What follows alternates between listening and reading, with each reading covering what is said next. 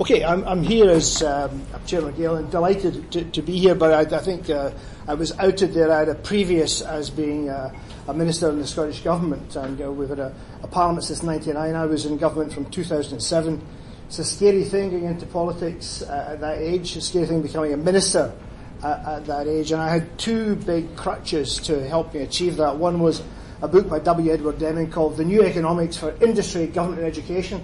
It's a proposition that essentially says if the Toyota continuous improvement quality thing works in manufacturing and the service sector, why not government, why not education, why not transport? We bought that and we worked to it. Another big crutch was MindGenius as a way to engage civil servants and colleagues and constituents and the public in perhaps, I think, a new politics. So I'm really prepared to talk about mind mapping in the mainstream. I think it is utterly fundamental, and I'm saying this is about real world collaboration and understanding, and as a collaborative tool. Maybe we give it the wrong title. As a collaborative tool, it is an enormous feature. So this agenda I'm going to talk to you, I'll talk about the drivers, I'll talk about case studies of what I've done with learning from colleagues in Gale, what I did in my own constituency and with sectors of the Scottish economy, and I'm going to leave you with a couple of questions. The drivers are, the availability is there, it works, it's terrific, it engages communities, and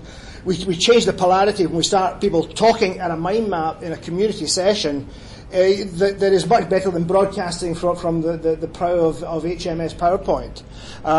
The effectiveness of collaborative conversations is becoming understood, and I will make that point as we go forward. Systems thinking, its time has come. Peter Drucker said it takes 30 years to establish a new idea. We've 30 years from Bazan pushing this forward, 30 years from systems thinking and Deming. Scenario planning is a viable tool, and likewise mediation is important. When we get people together, we're going to fall out. We're going to find ways to blend the multiple truths, and knowing that we need clarity of purpose, sound operational method, and hearts and minds and intrinsic motivation to get things done. We can't impose anymore. Command and control is dead. We've got to work with people. So I think the bottom line is developing trust and getting a sense of genuine common cause. Apropos trust, as we were taking the Climate Change Act through the Scottish Parliament, one of the world's top mediators came to Scotland and made a very important point, and that is when we're trying to do anything together, at a corporate level, at a community level, at a government level, etc., we need to walk the ladder of unity. We need to move beyond rung number one. We can link in opposition, we can lock horns, we can fall out with each other, we can make no progress, learn nothing, close our minds. Better to move up the ladder, a worthy unifying goal. If you've got that, then maybe a fair, open, transparent process helps us move forward. If we have that, then we have the basis of a relationship, begin to like and trust each other, see evidence that other guys moving in the right direction, we're getting some results. Beyond that, we get experience and resilience where we know it's best to tie in together, trust each other more, and give each other a fair crack at the whip. Top rung of the ladder, we care about each other, we're lifting all the boats, they're lifting us. It sounds happy, clappy, hippie commune. It's not. It's a survival strategy.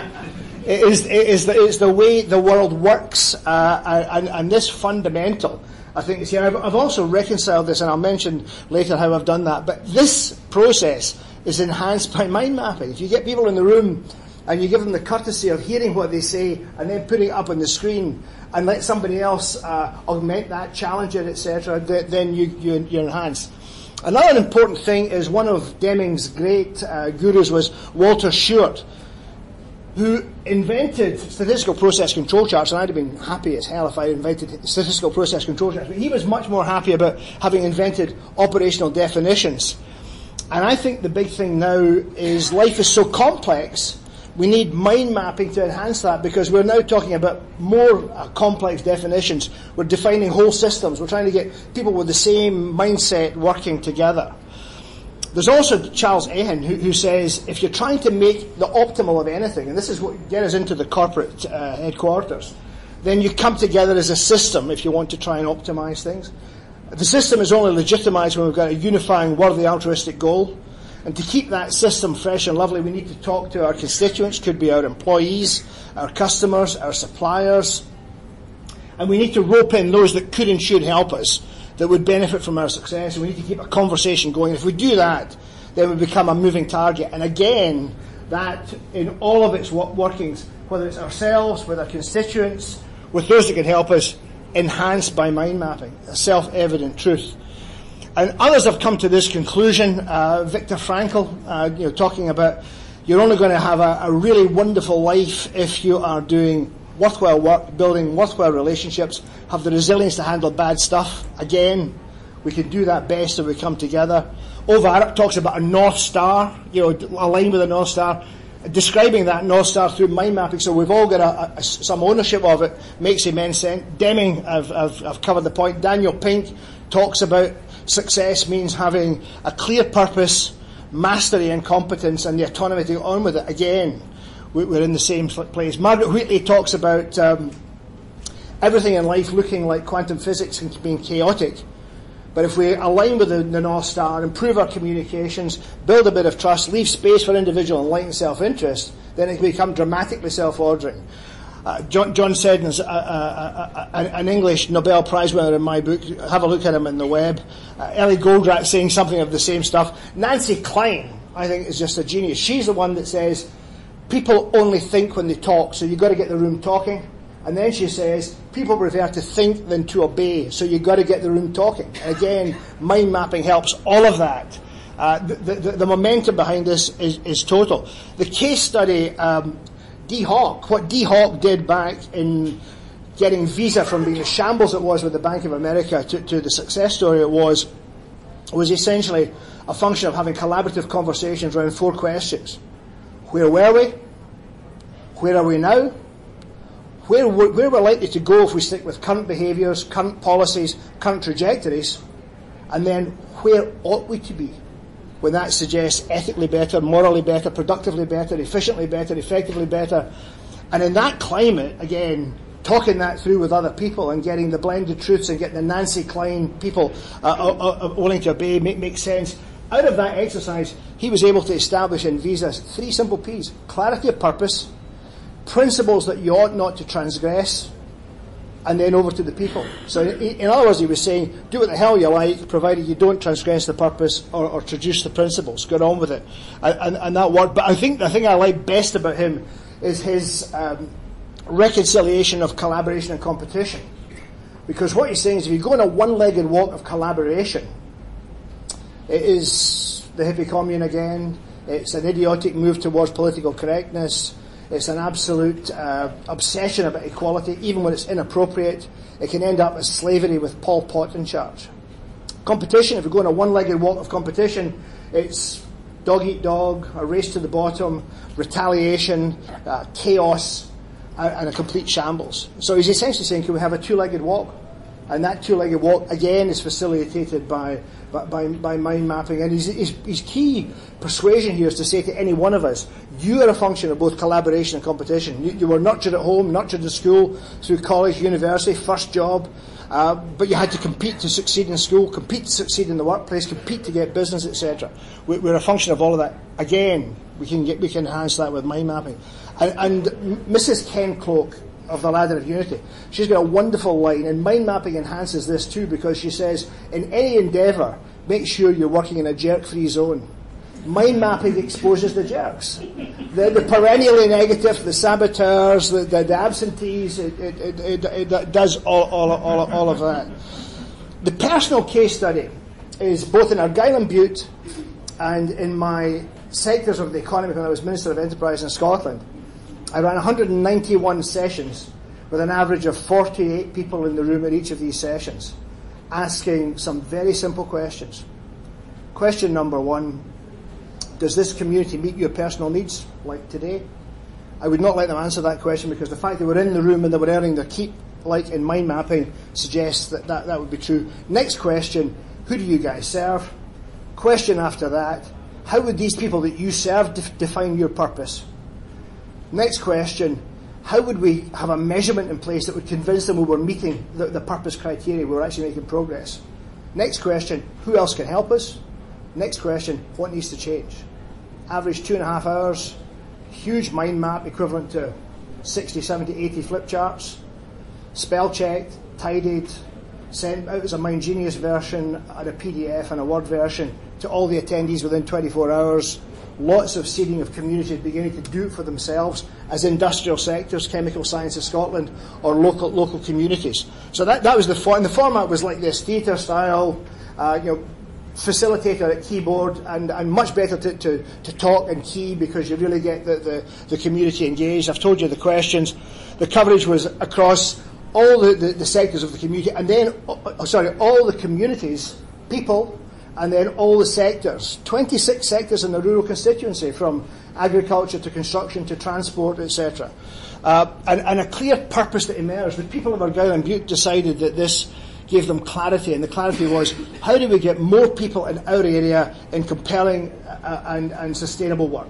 Because if they knew that if they did that, they were going to have a greater clarity about the viability of schools, shops, transport system, an increased vibrancy in the economy, a considerable alleviation of the burden on the schools, on the health service, on the police service, on the justice system, etc., a greater sense of societal cohesion, etc. So the reaction was terrific. I've got to tell you that I stood down after doing this. I had a majority of 815, and standing down, there's usually an electoral penalty for that. And I passed the baton to a successor. The 815 majority went up to 8,500. I think that is a significant number, maybe just for us political freaks, but to change candidate and see that go up. And the other byproduct was the indispensability that you accrue from this, the knowledge that you've got that is there, and the fact that your hard disk should be ensured by the community. Economically, a lot of cohesion coming. We're beginning to see transport and visitor attractions talking more closely to tourism. The food and drink people talking to the hospitals and the schools. Just a whole a campaign that almost came out with a cross topic here of how do we keep the Argyll and Bute pound in Argyll and Bute a bit longer? How do we create an increased level of vibrancy? And I've got to tell you, huge fun. 191 sessions while I was a politician. Where sometimes I was on the front page of the paper saying unpopular things. Every single one of these events finished in applause. And they weren't applauding me or the cleverness of the software or whatever. They were applauding, I think, themselves for having the guts to speak out, for being heard, and for hearing other people and finding common cause with other people and finding they weren't on their own, etc. Really, really, really powerful. I sometimes wonder, we have a situation where we send people off to Westminster or Holyrood in our case, the way we sent them 300 years ago, away you go off to Parliament by stagecoach and represent us. Yeah. And yet people are so connected now. And then when we get to Parliament, we're involved in an argument that wouldn't be out of place in the Forum in Rome 2,000 years ago or even earlier. And we've got relatively closed minds. So maybe this is about how we reinvent politics, how we re-energise politics around mind mapping and having lots of conversations. One wonderful thing happened to me was a guy called Alan Blackie at East Lothian, the chief executive of East Lothian. He said, wait a minute, if you've talked to all these sectors and you've talked to all these communities, would it be possible for us, not focus groups, but to bring together the passionate from these communities to talk about rural health, rural transport, tourism in our area, the role of our police service, the role of our leisure and sports clubs, to have an ongoing thematic conversation about that, to see what came out of it? Absolutely. And again, I think that can help change politics. So there's unfinished business and potential. The one flaw in Argyll and Bute was, because I was an active politician with a political colour, I wasn't able to get three key sectors in the room that would have made all the difference. The council didn't come out to play, although they offered us their premises time after time. They were great on that count. And they couldn't come out to play, in fairness to them. The media didn't come out to play. And surprisingly, accountancy, legal and professional services didn't come out to play. And yet they had a lot to win out of this by increased vibrancy, etc., and some bread in the water. I've been in a sort of 2-year purdah syndrome. I'm still in a 2-year purdah since I was minister. There's a limit to what I can do in terms of lobbying things, but March 31st that changes. So I can unleash myself, rein in tooth and claw, to promote this much more actively.